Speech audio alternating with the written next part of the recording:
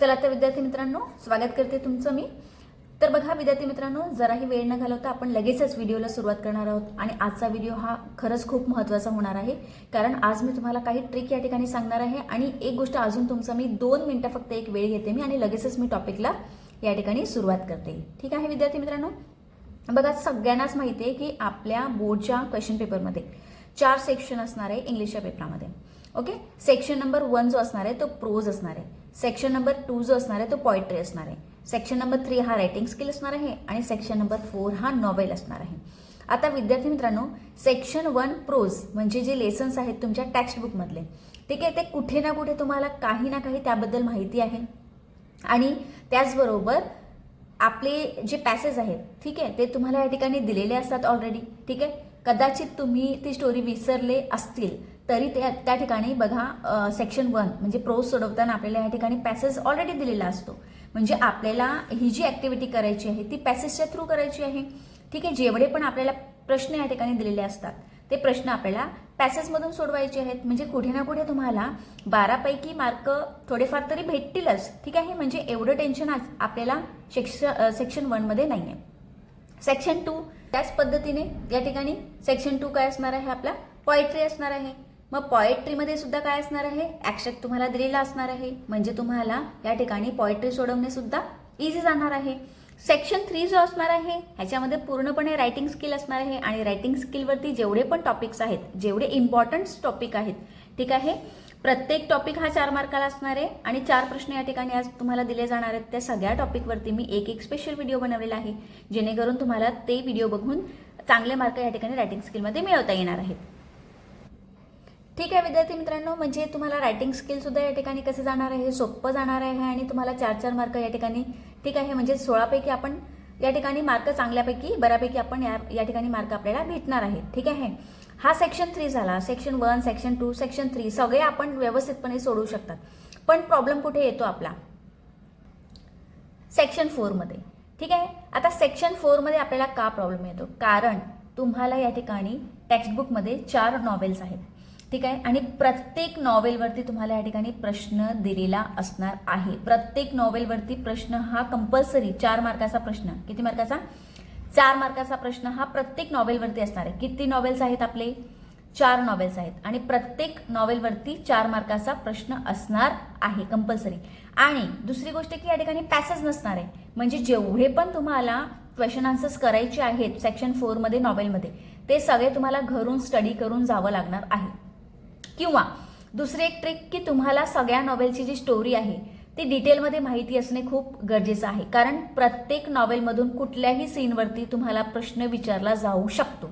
ठीक आहे, तर पहिला जो प्रश्न असणार आहे तो कशावरती असणार आहे, आपलं या ठिकाणी फिक्स आहे की पहिला जो प्रश्न असणार आहे तो कशावरती असणार आहे, तर पहिल्या नॉवेलवरती असणार आहे. पहिला नॉवेल आपला आहे हिस्ट्री ऑफ नॉवेल. ठीक आहे, तर पहिला आपला जो नॉवेल असणार आहे हिस्ट्री ऑफ नॉवेल, त्याच्यामध्ये काय आहे तर स्टोरी नाही आहे, तर त्याच्यामध्ये पूर्णपणे त्या नॉवेलची हिस्ट्री दिलेली आहे. म्हणजे हिस्ट्रीची सुरुवात कशी झाली, ठीक आहे, कोणकोणते नॉवेल्स हे महत्त्वाचे आहेत, ठीक आहे, बाहेर देशाचे नॉवेल्स, इंडियन नॉवेल्स, सगळे टाईप्स त्या ठिकाणी आपल्याला या ठिकाणी सांगण्याचा प्रयत्न केलेला आहे. त्याचबरोबर काही नॉवेलची नावं आणि त्या रायटरची नावं या ठिकाणी सगळे पूर्ण डिटेलमध्ये आपल्याला या ठिकाणी हिस्ट्री दिलेली आहे. म्हणजे एक सारांश सांगितला तर नॉवेलचा पूर्ण इतिहास या नॉवेलमध्ये, पहिल्या नॉवेलमध्ये दिलेला आहे. मग या ठिकाणी स्टोरी नाही आहे म्हणून मोठे प्रश्न या ठिकाणी विचारले जाणार नाही, हे लक्षात घ्यायचं आहे की पहिला जो नॉवेल असणार आहे हिस्ट्री ऑफ नॉवेल त्याच्यावरती बिग क्वेश्चन्स, मोठे प्रश्न विचारले जाणार नाहीत. मग कसे प्रश्न विचारले जाणार तर ह्या पद्धतीने बघा, मॅच द फॉलोविंग, ठीक आहे, किंवा choose the correct alternative, complete the given statements किंवा ऑड मॅन आउट, अशा पद्धतीने तुम्हाला या ठिकाणी जे प्रश्न आहेत ते ऑब्जेक्टिव्ह टाईपचे प्रश्न या ठिकाणी तुम्हाला विचारले जाणार आहेत. ठीक आहे, समजलं असेल तुम्हाला. तर पहिला नॉवेल जो आहे तो इतका कठीण तुम्हाला जाणार नाही. ठीक आहे, ऑब्जेक्टिव्ह टाईपचे प्रश्न असणार आहेत, मोठे प्रश्न तुम्हाला या ठिकाणी लर्न करून जायचे नाही आहेत, त्याच्यावरती प्रश्न येणार नाही. ठीक आहे, पण आता खरी सुरुवात कुठून होते तर खरी सुरुवात होते आपल्या सेकंड नॉवेलपासून, म्हणजे टू सर विथ लव पासून. मग आज मी जो नॉवेल घेणार आहे तो आहे टू सर विथ लव. त्याची स्टोरी मी या ठिकाणी पटकन तुम्हाला सांगणार आहे, जास्त वेळ घालवणार नाहीये. तर लगेचच आपण टू सर विथ नॉवेलच्या स्टोरीला सुरुवात करूया. तर बघा, आपल्या सेकंड नॉवेलचं नाव आहे टू सर विथ लव आणि जे लेखक आहेत रायटर आहेत E.R. ब्रॅथवेट. ठीक आहे. आता नॉवेलची सुरुवात कुठून होते आणि कशी होते ती पूर्ण एक्सप्लेन आपण या ठिकाणी पाहणार आहोत. पण हा जो एक्सप्लेनेशन आहे तो थोडासा मी लवकर या ठिकाणी संपवणार आहे, जेणेकरून तुमचाही वेळ या ठिकाणी जाणार नाही आणि तुम्हाला पूर्ण नॉवेल या ठिकाणी समजणार आणि ह्याच्यावरून कोणतेही प्रश्न आले आणि शेवटी मी तुम्हाला प्रश्नसुद्धा या ठिकाणी सांगणार आहे, कोणत्या सीनवरती कोणत्या ह्याच्यावरती प्रश्न विचारले जाऊ शकतात. ठीक आहे. तर ते आपण व्हिडिओच्या शेवटी आपण या ठिकाणी आपला जो नॉवेल संपणार आहे, एक्सप्लेनेशन संपेल त्यानंतर मी तुम्हाला या ठिकाणी IMP क्वेश्चन्स ह्याचे देणार आहेत. ठीक आहे. तर बघा आता E.R. ब्रॅथवेट हे कोण होते, तर हे आफ्रिकन नॉवेलिस्ट आहेत E.R. ब्रॅथवेट. ठीक आहे. आता त्यांचा जो जन्म आहे ना तो आफ्रिकन टाईप एरिया समजून जात आहे. बघा आफ्रिकन टाईप दिसायला पण तसेच होते बघा. ठीक आहे. थोडे म्हणजे थोडे नाही, ह्या ठिकाणी आफ्रिकन टाईपचे जे लोक असतात काळे त्या पद्धतीने तेही दिसायचे. तर आफ्रिकन टाईप एरियाचे जे आहेत लोक त्याच पद्धतीने त्यांचाही जन्म तिथेच झालेला होता. तर ते आफ्रिकन टाईपचे दिसायचे. ठीक आहे. म्हणजे काळे होते आणि त्यांचा जो पूर्ण लाईफचा एक्सपिरियन्स आहे तर त्याच्यामधला त्यांनी एक जो छोटीशी स्टोरी आहे ती या ठिकाणी आपल्याला सांगण्याचा प्रयत्न या ठिकाणी केले. म्हणजे लाईफच्या एक्सपिरियन्समधून एक छोटासा एक्सपिरियन्स E.R. ब्रॅथवेटने या नॉवेलमध्ये आपल्याला दिलेला आहे. ठीक आहे. त्यामुळे ते नॉवेलमध्ये कुठे ना कुठे आपल्याला दुःखी दिसणार आहेत. ठीक आहे. तर पूर्ण त्याच्या एक्सप्लेनेशन या ठिकाणी दिलेलं नाही आहे. जी स्टोरी आहे ती कशावरती आधारित आहे तर ते आपण या ठिकाणी बघणार आहोत. पण त्याच्या अगोदर त्यांचा जो पास्ट आहे तो थोडासा आपण या ठिकाणी जाणून घेऊया की ते दुःखी का राहायचे. तर बघा ॲक्च्युली ते E.R. ब्रॅथवेट जे होते ते पहिले सैनिक होते. ठीक आहे. पण जेव्हा दुसरं महायुद्ध झालं, दुसऱ्या महायुद्धानंतर ठीक आहे किंवा त्यांना जॉबवरून काढून टाकलं. तर अशा पद्धतीने आता सैनिक लोकांचं कसं जीवन असतं ना, घरापासून लांब राहणे वगैरे, आणि त्यांना तो जो जॉब होता तो त्यांनी गमावला. त्याच्यामुळे त्यांना थोडंसं दुःख होतं त्या गोष्टीचं. ठीक आहे. आता त्याच्यानंतर ते खूप ट्राय करत होते पण त्यांना जॉब कुठे भेटत नव्हता. मग आता कशामुळे जॉब भेटत नव्हता तर ते फक्त काळे होते त्याच्यामुळे त्यांना जॉब कुठेही भेटत नव्हता. ठीक आहे. जिथेही ते जायचे, कुठे त्यांनी इंटरव्ह्यू वगैरे दिले तर त्यांना काय करायचं की त्या ठिकाणावरून रिजेक्ट केलं जायचं एका छोट्याशा कारण देऊन किंवा एखादं वेगळंच कारण देऊन. त्या ठिकाणी त्यांना असं सांगितलं जायचं नाही की तुम्ही असे दिसतात किंवा तुम्ही काळे आहेत म्हणून तुम्हाला जॉबवरती घेत नाही आहेत.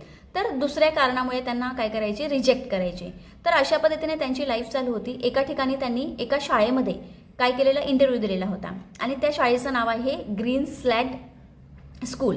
ठीक आहे. शाळेचं नाव लक्षात ठेवायचं आहे कारण ही जी स्टोरी आहे ती आता पूर्ण त्या शाळेवरती आधारित स्टोरी आहे.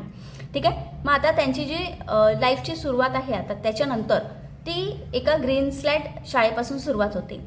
ठीक आहे. आता ब्रिटनमध्ये त्यांनी डिप्लोमेट जॉब या ठिकाणी त्यांना मिळालेला होता ग्रीन स्लॅड स्कूलमध्ये.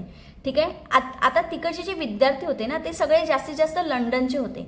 आता लंडनचे म्हटले की ते विद्यार्थी कसे असणार आहेत तर गोरे असणार आहेत आणि हे जे होते हे काळे होते. तर ऑब्व्हियसली त्यांना काही ना काही त्या ठिकाणी प्रॉब्लेमला फेस करावं लागणारच होतं. त्यावेळेस UK लंडनमध्ये सुद्धा ह्या गोष्टी होत्या रेसिझम म्हणून. तर काय होतं की काळ्या आणि गोऱ्यावरून खूप भेदभाव केले जात होते. तर त्याच्यावरतीही सुद्धा आधारित ही एक स्टोरी त्या ठिकाणी दिलेली आहे. त्यांनी आपल्या लाईफचा एक तो छोटासा भाग तो आपल्याला ह्या ठिकाणी एक्सपिरियन्स म्हणून या ठिकाणी आपल्याला दिलेला आहे. त्यांचा जो जॉब होता तो ग्रीन स्लॅड शाळेमध्ये त्यांचा इंटरव्ह्यू झाला आणि त्याच्यानंतर ते सिलेक्ट झाले. ठीक आहे. ते जॉबला आता लागून पण गेलेले होते. तर तिकडचे जे विद्यार्थी होते ना ते सगळे गोरे होते, लंडनचे होते त्याच्यामुळे ते सगळे गोरे होते. तर जेव्हा पहिला दिवस होता E.R. ब्रॅथवेटचा, तर जेव्हा ते शाळेमध्ये जातात, क्लासमध्ये एंटर करतात, तेव्हा त्यांना मुलं खूप चिडवायला लागलेली. तर म्हणजे इतकं चिडवायचे त्यांना की त्यांना शाळेमध्ये राहणे किंवा टीचिंग करणे हे इम्पॉसिबल झालेलं होतं. अशा पद्धतीने त्यांना खूप म्हणजे त्या गोष्टीचा खूप रागही येत होता आणि ते खूप टेन्शनमध्ये होते की आता मी काय करू. विद्यार्थी मित्रांनो, ही स्टोरी पाहण्या अगोदर ना तुम्ही टेक्स्टबुक सोबत घेऊन बसायचं आहे कारण काही गोष्टी मी ह्या ठिकाणी तुम्हाला अंडरलाईन करण्यासाठी सांगणार आहे. आणि दुसरी गोष्ट ही की नोटबुकसुद्धा घेऊन बसायचं आहे. काही गोष्टी किंवा जे मी प्रश्न देणार आहेत नंतर शेवटी तर ते तुम्ही लिहून घ्यायचे आहेत किंवा ते लक्षात ठेवायचे आहेत आणि नोट्स वगैरे काढून ठेवायचे आहेत, जेणेकरून हा जर टू सर्व विथ लव ह्याच्यावरती जे प्रश्न येणार आहेत ते तुम्हाला कंपल्सरी सोडवता यायला पाहिजे. तर आपण बघत होतो की ते मुलं जी होती ती सरांना खूप चिडवायचे. ठीक आहे, म्हणजे AR ब्रेथवाट ह्यांना खूप चिडवायचे. ते शिकवायला त्यांनी सुरुवात केली की ते बेंच वगैरे वाजवायचे किंवा अजिबात म्हणजे त्यांचं ऐकायचंच नाही. ठीक आहे, त्यांची टिंगल उडवणे वगैरे असे करायचे. तर ह्यांना त्या गोष्टीचा खूप रागही यायचा. पण आता करणार काय, स्टुडंट्स आहेत तर त्यांनी कधी मारलं नाही स्टुडंट्सला, पण ते रागवायचे त्यावेळेस थोडंफार. ठीक आहे, मुलींना वगैरे सांगायचे की तुम्ही अशा पद्धतीने मुलांसारखं का वागता वगैरे अशा गोष्टी ते बोलत होते. पण त्यांनी मारण्याचा प्रयत्न कधी केला नाही. ठीक आहे, समजवण्याचाच त्यांनी प्रयत्न केला.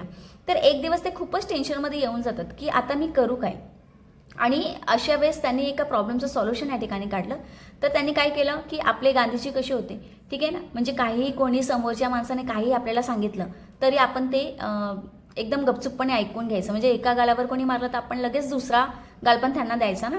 तर अशा पद्धतीने त्यांनी एक युक्ती केली. काय करायचं की आपण सगळ्या विद्यार्थ्यांशी इतकं प्रेमाने वागायचं की ते स्वतःहून सुधारतील, असा त्याने ठाम निर्णय घेतला आणि ते त्या पद्धतीने वागायला त्यांनी सुरुवात केली. तर बघा, आता हे जे मी बोलत आहे विद्यार्थी मित्रांनो, ह्याच्यावरती तुम्हाला जास्त लक्ष द्यायचं आहे. ठीक आहे, चॅप्टर नंबर 17 जो आहे तो आपण थोडासा पुढे बघणार आहोत. ठीक आहे, कारण जी नॉवेलची सुरुवात आहे ती हाफ इयरली रिपोर्टपासून सुरुवात आहे, पण आपण थोडीशी त्याच्या अगोदरची स्टोरीसुद्धा आपण पाहून घेतोय. त्याच्यामुळे जे मी स्टोरी तुम्हाला सांगत आहे ना ते थोडंसं लक्षात घ्यायचं आहे आणि कुठेतरी शॉर्टकटमध्ये लिहूनसुद्धा ठेवायची आहे. तर त्यांना विद्यार्थ्यांना सुधरवायचं होतं, पण त्यांना मारायचं पण नव्हतं आणि सुधरवायचं पण होतं. मग आता करायचं काय, मग त्यांनी काय केलं की एक युक्ती केली. ठीक आहे, त्यांनी एक असा विचार केला की आपण ह्यांना न रागवता ह्यांच्याशी इतकं प्रेमाने आपण वागणार की हे एक दिवस लगेच इतकं त्यांच्याशी प्रेमाने वागणार की हे एक दिवस सुधरतील आणि नक्की सुधरतील. तर त्यांचा हा विश्वास होता. मग त्यांनी काय केली, एक आयडिया काय केली त्यांनी की आपल्या टीचिंग मेथडमध्ये, टीचिंग स्टाईलमध्ये त्यांनी चेंजेस आणले. ठीक आहे, आपण नॉर्मली कसं शिकवतो विद्यार्थ्यांना त्या पद्धतीने शिकवायचं नाही, तर आपण काहीतरी वेगळं करायचं. मग काय वेगळं करायचं, तर ह्या गोष्टीकडे आता लक्ष द्यायचं. ह्याच्यावरून प्रश्न येऊ शकतो. तर बघा, ते पिकनिकला त्यांनी घेऊन जायला सुरुवात केली विद्यार्थ्यांना, म्युझियम्समध्ये घेऊन जायला सुरुवात केली. त्यांना पिक्चरसुद्धा दाखवायला सुरुवात केली. म्हणजे काय की इतकं फ्रेंडली वागायचं ना विद्यार्थ्यांशी की ते एक दिवस इतकं प्रेम करायला लागते. तर अशा पद्धतीने त्यांनी सुरुवात केली. कधी ह्याच्यावरती प्रश्न येऊ शकतो की AR ब्रॅथवेटने आपल्या मुलांमध्ये चेंजेस आणण्यासाठी कोणकोणते प्रयत्न केले. तर मग काय प्रयत्न केले त्यांनी, तर पिकनिक, म्युझियम्स, थिएटर, ठीक आहे, ह्या सगळ्या गोष्टी त्यांनी काय केलेल्या आहेत, सुरुवात केली. आणि ह्याच्यामुळे फायदा काय झाला, तर विद्यार्थ्यांमध्ये हळूहळू चेंजेस यायला लागलेत. जे विद्यार्थी त्यांची टिंगल उडवत होते, त्यांना शिकवू देत नव्हते, त्यांना म्हणजे काळ्या गोऱ्याचा जो भेद करत होते, तर हळूहळू त्या गोष्टीमध्ये काय झालेली आहे, सुधारणा झालेली आहे.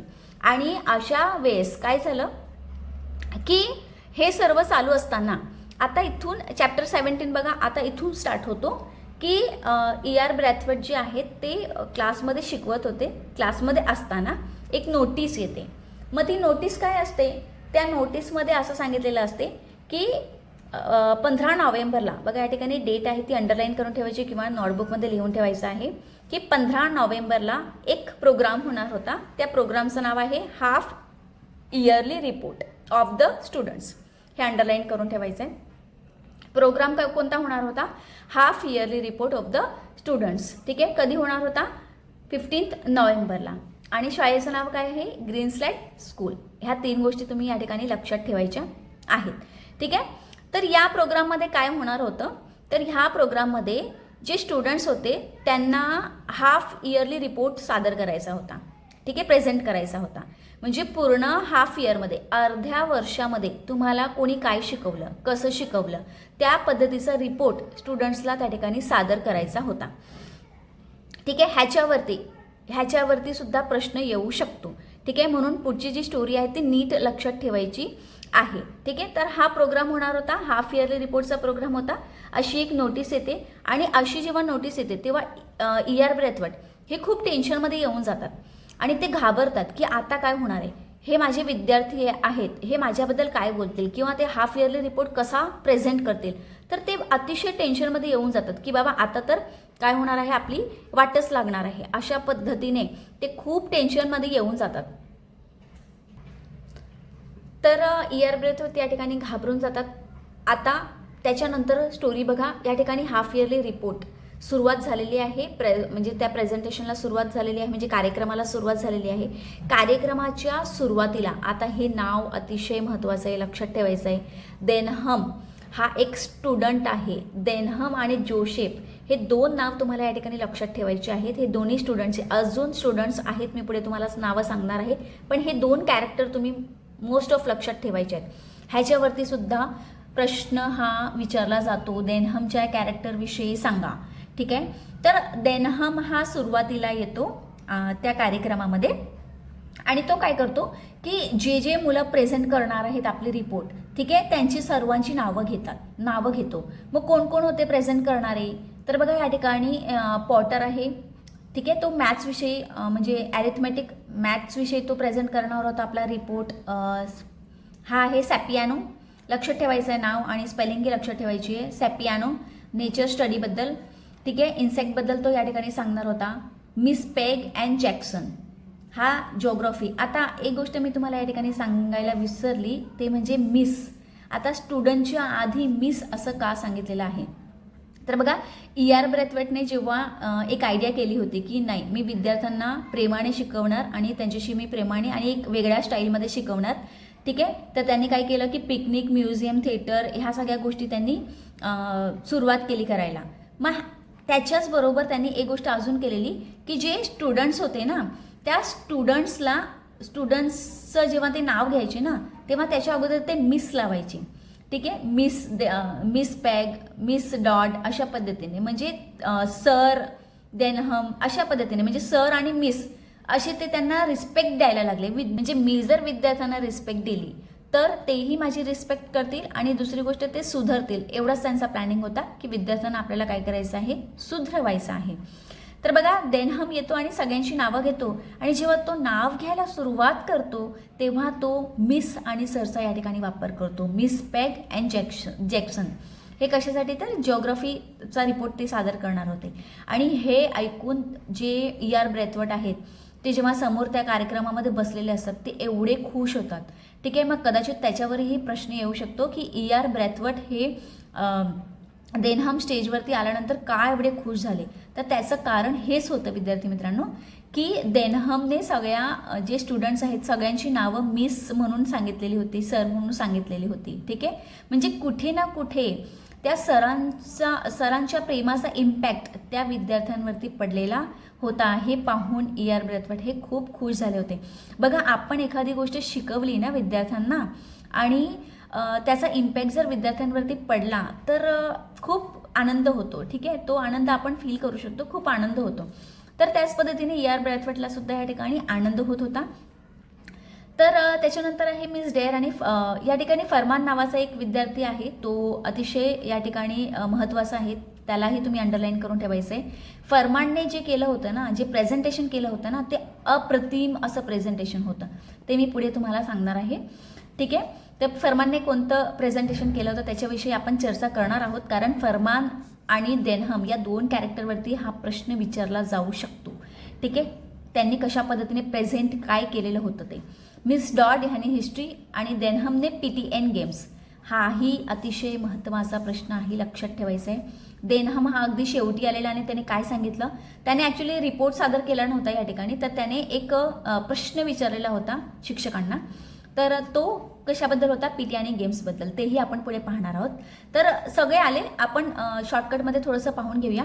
आता हे पॉटर आणि ॲरिथमेटिक, पॉटरने कोणता सादर केलेला, ॲरिथमेटिक म्हणजे मॅथ्स. तर इनडायरेक्टली ह्याच्यामध्ये काय सांगितलं त्याने माहिती आहे की मॅथ्समध्ये त्याने सांगितला टॉपिक जरी मॅथ्स घेतलेला असेल, ठीक आहे, तर त्याने कसं सांगितलं की आपण इंडियामध्ये एखाद्याचं वजन आपल्याला करायचं असेल तर आपण किलोग्रॅमचा किंवा किलोचा वापर करतात, बरोबर आहे ना. आणि तेच जर आपण अमेरिकामध्ये गेलो तर आपण पाऊंडचा वापर करणार. तर याचा अर्थ असा आहे का पाऊंड आणि किलो हे खूप वेगवेगळे आहेत. ठीक आहे, म्हणजे जरी भाषा वेगवेगळी असली तरी त्याचा अर्थ हा सेमच होणार आहे ना. तर त्याचा सांगण्याचा अर्थ असा होता की जे लोक आहेत, ठीक आहे, ते माणूस म्हणजे जो ह्युमन बिंग आहे तो काळा असेल की गोरा असेल, कसाही असेल, कुठलाही असेल, त्याच्यामध्ये भेदभाव हा करायला नको. म्हणजे हे जेवढे पण स्टुडंट्स आलेले, हे जेवढे पण स्टुडंट्स रिपोर्ट देण्यासाठी आलेले होते, रिपोर्ट प्रेझेंट करण्यासाठी आलेले होते, त्यांचं कन्क्लुजन एकच होता आणि तो होता भेदभाव करायचा नाही. आणि फरमान हा जो येतो ना, त्या फरमानचा एकदम वेगळाच, म्हणजे त्याने प्रेझेंट जे केलेलं असतं. आता हे सगळे येतात, ते कसे येतात, हातामध्ये रिपोर्ट घेऊन, कागद घेऊन, ठीक आहे, अशा पद्धतीने ते आपली रिपोर्ट सादर करतात. फरमान मात्र तसं करत नाही. फरमान जेव्हा स्टेजवरती येतो ना, तेव्हा तो काय करतो, तर एक काय घेऊन येतो, स्केलेटन घेऊन येतो. तर बघा या ठिकाणी तुमच्या टेक्स्टबुकमध्ये, नॉवेलमध्ये सुद्धा या ठिकाणी सांगितलेलं आहे की फरमान जेव्हा येतो ना, when this arrangement had been set up there was the skeleton hanging from a hook. आता या ठिकाणी जो फरमान आहे तो हातामध्ये काही रिपोर्ट घेऊन येत नाही, हात त्याचे खाली आहेत. फक्त स्टेजवरती काय दिसत आहे, तर स्टेजवरती ना एका हुकमध्ये लटकवलेला एक स्केलेटन दिसत आहे, ठीक आहे, आणि तो हँगिंग करत आहे आणि वरती स्क्रू लावलेला आहे आणि त्याच्यामुळे तो स्केलेटन आहे ना गोल गोल गोल गोल फिरतोय, हँगिंग करतोय. हे पाहून सगळे जे कार्यक्रमामध्ये सगळे जे शिक्षक होते किंवा सगळे विद्यार्थी हे एकदम शॉक होऊन जातात. हे काय आहे, हे स्केलेटन कशाला आणलेलं आहे. आणि फरमान या ठिकाणी त्या स्केलेटनच्या समोर येतो आणि 2 विद्यार्थ्यांना बोलवतो. 2 लहान लहान विद्यार्थी आहेत, त्यांना त्या ठिकाणी त्याने बोलवलेला आहे. आणि तो सगळ्यांना प्रश्न काय विचारतो की बघा, हा जो स्केलेटन आहे ना, हा मला सांगा की काळा होता की गोरा होता, त्याचे केस कसे होते, स्ट्रेट होते, कर्ली होते, कसे होते, ठीक आहे, तो जाड होता, पातळ होता, कशा होता. ह्या पद्धतीने फरमान येतो आणि प्रश्न विचारायला सुरुवात करतो त्या स्केलेटनला पाहून. आणि हे पाहून सगळे शिक्षक आणि जेवढे विद्यार्थी होते ते सगळे दंग होऊन जातात. कोणालाही याचं उत्तर देता येत नव्हतं. तर बघा नॉवेलमध्ये सांगितलेलं सुद्धा आहे की फरमान वॉज वंडरफुल, ठीक आहे. तर अशा पद्धतीने फरमानने काय केलं होतं, स्केलेटन आणून हे सगळ्यांना, त्याचा परफॉर्मन्स इतका भयानक होता, म्हणजे इतका वेगळा होता ना, की एकदम सगळ्यांना रिअलाइज झालं त्या गोष्टीबद्दल की अरे हो ना, आपण एखाद्या जिवंत माणसाला जेव्हा पाहतो तेव्हा त्याच्यामध्ये आपण किती कमतरता काढतो. हा काळा आहे, हा गोरा आहे, हा असा आहे, तसा आहे. पण एखादा स्केलेटन पाहून आपण असं म्हणू शकत नाही किंवा आपण अंदाज लावू शकत नाही किंवा आपण भेदभाव करू शकत नाही. तर फरमानचा जो शेवटचं म्हणणं होतं ते हेच होतं की काहीही असो, कोणीही असो, कसाही असो, आपण काय करायला पाहिजे, भेदभाव करायला नाही पाहिजे. आणि ह्या सगळ्या गोष्टी त्यांच्या मनामध्ये कशा पद्धतीने रुजल्या, फरमानच्या किंवा देनहमच्या किंवा इतर जे सगळे स्टुडंट्स होते, हे कशामुळे त्यांच्यामध्ये चेंजेस आले, तर E.R. ब्रॅथवर्डच्या परफॉर्मन्समुळे, E.R. ब्रॅथवर्डच्या त्या आयडियामुळे, E.R. ब्रॅथवर्डच्या त्या टीचिंग मेथडमुळे, टीचिंग स्टाईलमुळे, ठीक आहे. त्यांनी इतकं प्रेम दिलं की विद्यार्थीसुद्धा या ठिकाणी चेंजेस झाले. त्यांचं हृदय परिवर्तन, ह्या सगळ्या विद्यार्थ्यांचं हृदय परिवर्तन या ठिकाणी E.R. ब्रॅथवर्डने केलेलं आहे, ठीक आहे. तर असा प्रश्नही तुम्हाला येऊ शकतो फरमानविषयी की फरमानचा परफॉर्मन्स हा इतका चांगला, वंडरफुल का होता, कसा होता. तर हे तुम्हाला सांगायचं आहे, स्केलेटनबद्दल सांगायचं आहे की त्याने कशा पद्धतीने परफॉर्मन्स दिलेली होती, ठीक आहे. अशा पद्धतीने फरमानचा कॅरेक्टर हा तुम्हाला विचारला जाऊ शकतो. त्यानंतर शेवटचा कॅरेक्टर आहे तो आहे देनहमचा. देनहम आपल्या रिपोर्ट काही सादर करत नाही, तर देनहम जेव्हा स्टेजवरती येतो तेव्हा तो एक प्रश्न विचारतो, ठीक आहे. आणि तो प्रश्न सगळ्या शिक्षकांना विचारतो की त्यांना, देनहमला ॲक्च्युली असं म्हणायचं होतं की PT हा जो विषय आहे, ठीक आहे, त्या विषयाच्या ऐवजी आपल्या टाइम टेबलमध्ये काय असायला पाहिजे, तर गेम्स असायला पाहिजे. तर तो असं म्हणतो की PTचा आम्हाला काहीच उपयोग होत नाही, मग आम्हाला PT ऐवजी काय पाहिजे आहे, गेम्स हवा आहे. असा देनहमचा जो प्रश्न आहे तो या ठिकाणी त्याने मांडलेला आहे. तो म्हणतो की पूर्ण वर्षभर मला काहीच बोलता आलं नाही, ठीक आहे, पण आता मला एक संधी मिळालेली आहे, तर त्या संधीचा मी सदुपयोग करून हा प्रश्न मी विचारत आहे की PT ऐवजी आम्हाला गेम्स मिळेल का. ठीक आहे, असा प्रश्न या ठिकाणी त्याने विचारलेला आहे शिक्षकांना. तर देनहामच्या कॅरेक्टरविषयी, देनहाम ना जरा देनहामचा जो कॅरेक्टर आहे ना जरा वेगळाच दाखवलेला आहे. ठीक आहे, म्हणजे असा जो विद्यार्थी असतो ना एकदम कोणत्याच गोष्टीला लवकर हे करत नाही, डिसेंट वगैरे नाही असतो, तर अशा पद्धतीने देनहामचा कॅरेक्टर या ठिकाणी आहे. तो येतो, आपले रिपोर्ट वगैरे काही सादर करत नाही, उलट तो प्रश्न विचारतो की पीटी ऐवजी आम्हाला गेम्स मिळेल का. ठीक आहे, आणि त्याच्यानंतर ना शेवटचा एक टप्पा राहून गेलाय, तो आपण लगेचच पाहून घेऊया. तर बघा, नॉवेलच्या शेवटी ना चिठ्ठी उडवली जाते.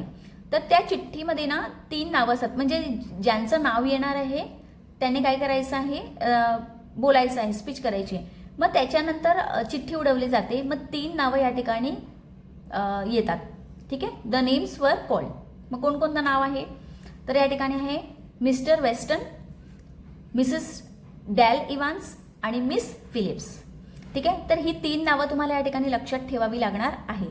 आणि या ठिकाणी एक नाव अजून लक्षात ठेवायचं आहे, प्रिन्सिपलचं नाव आहे या ठिकाणी मिस्टर फ्लोरियन, हे नाव तुम्हाला लक्षात ठेवायचं आहे.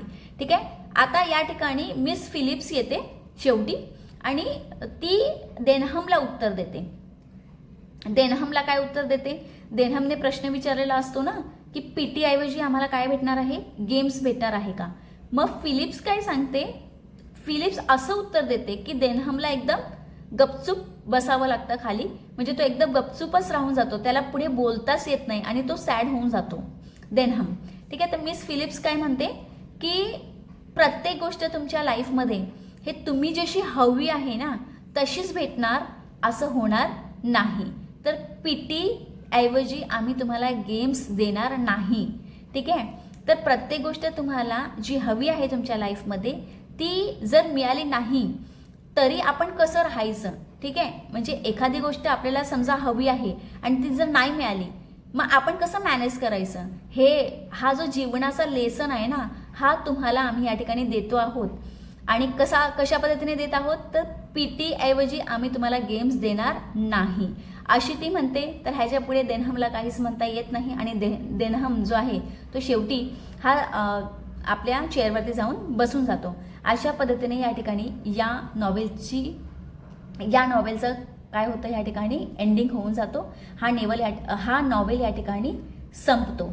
ठीक आहे, तर अशा पद्धतीने हे छोटे छोटे या ठिकाणी कॅरेक्टर्स या नॉवेलमध्ये दिलेले आहेत. सगळ्या कॅरेक्टरची नावं तुम्हाला या ठिकाणी लक्षात ठेवायची आहेत. आपण ह्याच्यावरती प्रश्न कोणकोणते बनू शकतात ते आपण पाहून घेऊया. तर बघा, ही जी नावं आहेत ही सगळ्या विद्यार्थ्यांची नावं आहेत, ही लक्षात ठेवायची आहे तुम्हाला. आणि प्रश्न कसे विचारले जाऊ शकतात, तर बघा आपण जो सगळ्यात पहिला टॉपिक आपण जो पाहिला की ER ब्रेथवटने मुलांमध्ये काय काय चेंजेस आणले. आणि ER ब्रेथवटला जेव्हा ग्रीनस्लॅट स्कूलमध्ये जेव्हा जॉब मिळाला तेव्हा त्यांना कोणकोणत्या गोष्टींना फेस करावं लागलं.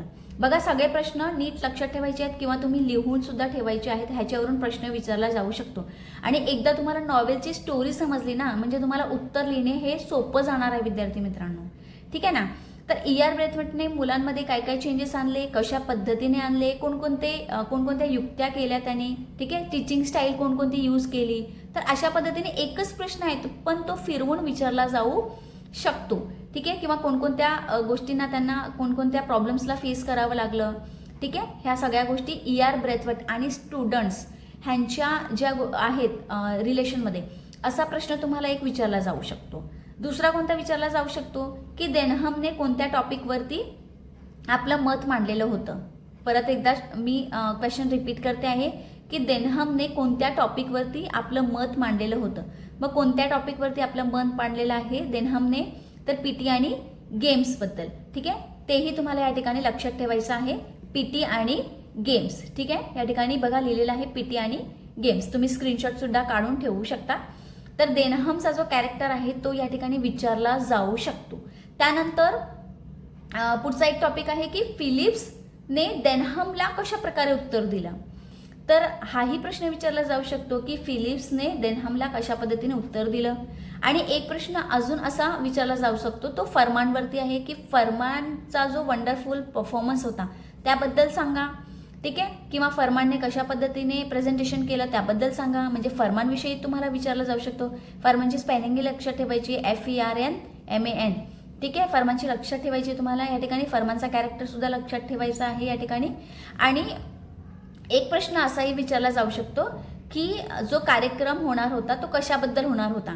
ठीक आहे, म्हणजे तो हाफ इयरली रिपोर्टचा प्रोग्राम होणार होता, कधी होणार होता, म्हणजे त्या ग्रीन स्लेट शाळेबद्दल सुद्धा तुम्हाला या ठिकाणी थोडंसं या ठिकाणी हा अभ्यास करून ठेवायचा आहे. आता बघा 2 प्रश्न असणार आहेत तुम्हाला नॉवेलवरती, म्हणजे एका नॉवेलवरती किती प्रश्न असणार आहेत, 2 प्रश्न असणार आहेत. ठीक आहे, एक नॉवेल हा 4 मार्कासाठी विचारला जाणार आहे, म्हणजे एक प्रश्न हा किती मार्कासाठी असणार आहे, 2 मार्कासाठी असणार आहे. मग 2 मार्कासाठी आपण पूर्ण उत्तर पानभर लिहायचं का, तर नाही, 2 मार्कासाठी जेवढं सफिशियंट उत्तर आहे तेवढंच आपल्याला लिहायचं आहे. म्हणजे जेवढे पण टॉपिक्स मी आता तुम्हाला सांगितलेत त्याच्यावरती तुम्ही 4-4 ओळी जरी तुम्ही थोडासा अभ्यास करून ठेवला म्हणजे आपल्याला या ठिकाणी 4 मार्क हे पक्के नक्की या ठिकाणी भेटणारच आहेत. आणि जेवढे पण मी कॅरेक्टर सांगितले तेवढे कॅरेक्टर तुम्ही अभ्यासून ठेवायचे आहेत, जेवढे पण मी टॉपिक सांगितले ते सगळे टॉपिक्स तुम्ही अभ्यासून ठेवायचे आहेत. 4-5च टॉपिक आहेत. अशा पद्धतीने जर तुम्ही टू सर्व विथ लवची स्टोरी ही लक्षात ठेवली, ठीक आहे, तर तुम्हाला या ठिकाणी 4 पैकी 4 मार्क हे नक्कीच भेटणार आहेत विद्यार्थी मित्रांनो. तर विद्यार्थी मित्रांनो, टू सर्व विथ लव हा पूर्णपणे तुम्हाला समजला असेल, हा नॉवेल पूर्णपणे तुम्हाला समजला असेल. पुढे अजून आपले 2 नॉवेल्स बाकी आहेत. ठीक आहे, तेही आपण कव्हर करण्याचा प्रयत्न करणार आहोत. ठीक आहे, हा नॉवेल जरी थोडासा अजून म्हणजे तुम्हाला ह्या नॉवेलमध्ये अजून काहीही प्रॉब्लेम असेल तर लगेच मला कॉमेंट बॉक्समध्ये तुम्ही कळवायचं आहे, म्हणजे जेणेकरून तुमच्या प्रॉब्लेमचं सॉल्युशन मला या ठिकाणी करता येणार आहे. कारण परीक्षा ही जवळ आलेली आहे. तर लवकरात लवकर आपण काय करणार आहोत, दुसरे जे आपला जो नॉवेल राहिलेला आहे, दुसरा नॉवेल, पुढचा नॉवेल जो आहे, ठीक आहे, around the world in 80 days, आणि शेवटचा जो नॉवेल आहे तो या ठिकाणी आपण लगेचच घेण्याचा पुढच्या व्हिडिओमध्ये आपण लगेचच प्रयत्न करणार आहोत. तर आशा करते विद्यार्थी मित्रांनो की हा नॉवेल तुम्हाला समजला असेल, आवडला असेल हा व्हिडिओ. आणि हा व्हिडिओ आवडला असेल तर लाईक, शेअर आणि सबस्क्राईब करायला मात्र विसरू नका. भेटूया नेक्स्ट व्हिडिओमध्ये. धन्यवाद.